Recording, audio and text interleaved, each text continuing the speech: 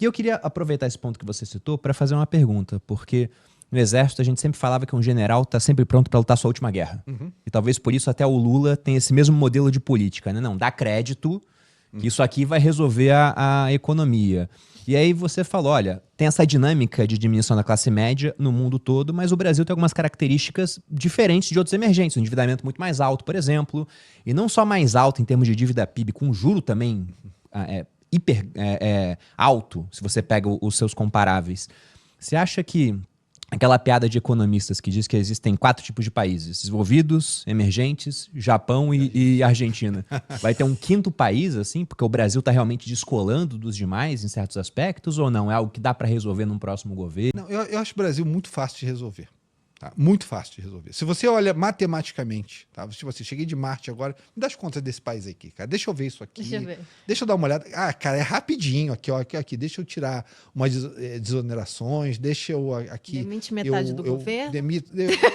Dou uma acertada no crescimento do gasto público, tiro umas desonerações, aumento o imposto aqui e ali, tá? Faço a coisa mais balanceada. Consegui 3% aqui de primário e dá para tocar a vida para frente. O 3% de primário não hoje, tá? Mas em 4 anos eu consegui 3% de primário e dá para tocar a vida para frente. Matematicamente, o Brasil é muito fácil de acertar. Rápido, o problema é esse. O problema é que as instituições são ruins, né? O problema é que a nossa história gerou um país de instituições. Quando Franklin, Madison, estou falando dos fundadores dos Estados Unidos, tá? Franklin, Madison, Hamilton, né? Quando eles fizeram a Constituição, 1792, eu acho, foi 76, eu acho que foi 82 ou 72, eu acho que não foi 92 a Constituição. 92, 82, 92, eu acho. Se eu errei uma década. Mas vamos lá. Quando eles fizeram, que eles saíram, eles perguntaram que tipo de governo vocês estão trazendo para a gente, né? Disseram uma república, se você for capaz de mantê-la. Tá? Por que os fundadores falaram isso? Porque todo exemplo de república que tinha tido desde Roma tinha dado errado. Né? Você fez uma república em Roma, deu errado, né? Veio César. Né? Daí você teve alguns exemplos de república, Veneza, e tudo terminava rápido. Você não tinha uma continuidade, o mundo não tinha tido uma experiência de república de sucesso. Né? Os Estados Unidos ia ser a primeira república que pretendia ser uma república de sucesso. Então as pessoas olhavam e diziam assim, cara, vocês vai dar errado. E os Founding Fathers, os fundadores, achavam que aquilo ia dar errado.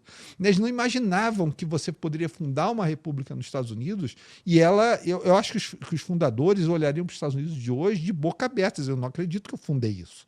Eu não acredito que o que eu fundei se tornou isso. Né? O problema no Brasil é que como a gente não tinha, quando a gente quis fazer a república, a gente herdou todas as instituições dos Estados Unidos. A gente copiou todas as instituições. A gente começou copiando até a bandeira. A bandeira proposta era a bandeira dos Estados Unidos, verde e amarela. Então a gente copiou tudo. Né? Copiou a Câmara, o Senado, a Suprema Corte. Tudo. Uma estrutura de federação que não era... Nada era natural ao Brasil daquela época. E você forçou ali goela abaixo da cultura brasileira, que foi uma cultura que se formou dentro de uma monarquia, você forçou, num golpe de Estado, que ela se adaptasse a uma república. E aquilo ali, como na verdade, porque é diferente, os Estados Unidos nasceu de baixo para cima. Né? Foram 13 colônias que mantiveram poder ali e uma briga de poder, de balanceamento de poder entre o sul e o norte dos Estados Unidos, que gerou, depois do final da guerra, da Revolução Americana, né, da guerra com a Inglaterra, foram muitos anos para se discutir se ia ter um governo central, que tipo de constituição ia ser, como o poder ia ser dividido entre os estados e o governo central, que tipo de pessoa lideraria, né? Ia ser um rei, ia ser um presidente, porque existia desconfiança com relação ao poder central. Daí foi ratificada, a Constituição foi ratificada de pouco a pouco, foi um processo orgânico que gerou aquilo. Aqui no Brasil, não, a coisa foi a força de cima para baixo. Né? Foi na força de cima para baixo. E indo na força de cima para baixo, você criou a primeira República do Café com Leite, em que, na verdade, foi coronelismo, votos cerceados de cabresto local, divisão do poder ali entre elites, que acabou batendo numa série de experiências ditatoriais. Vargas, é o exemplo clássico brasileiro. O Vargas é o exemplo clássico da falta de instituição dentro de uma república, né? Você começa uma república, primeiro uma república de coronelismo, café com leite, depois você parte para Vargas, que virou uma ditadura, depois você parte para uma série de golpes de Estado que acaba em 1964 com outra ditadura, né? E daí você emerge disso um país de instituições ainda fracas, que é o que a gente tem hoje, né? A gente copiou uma Suprema Corte dos Estados Unidos e a gente deixou essa Suprema Corte desvirtuar de uma coisa que era constitucional e começou a julgar casos corriqueiros, né? Banco Master foi parar na Suprema Corte, coisa do gênero. Você não pode contaminar uma corte constitucional, né, que a gente deixou contaminar no Brasil de uma maneira ou de outra.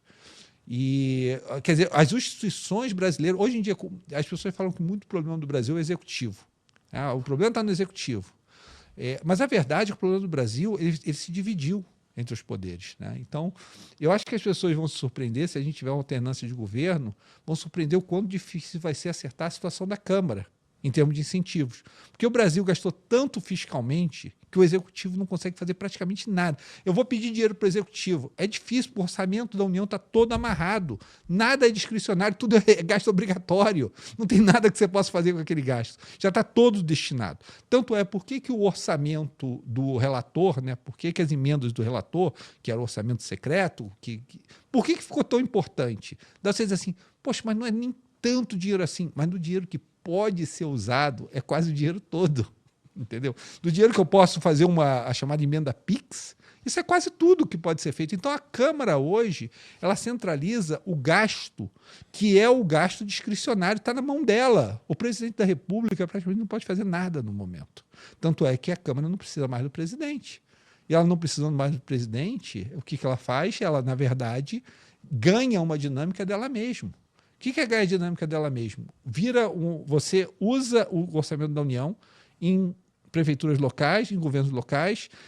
Isso elege prefeitura, vereador, que é para eleger deputado federal. Quando você elege o deputado federal determina o destino, o orçamento, as emendas do relator vêm da Câmara, você tem o tempo de televisão, você tem a verba eleitoral, tudo está ali determinado. Então, o Brasil é hoje um sistema em que o deputado federal ficou muito importante, em que esse sistema funciona muito bem.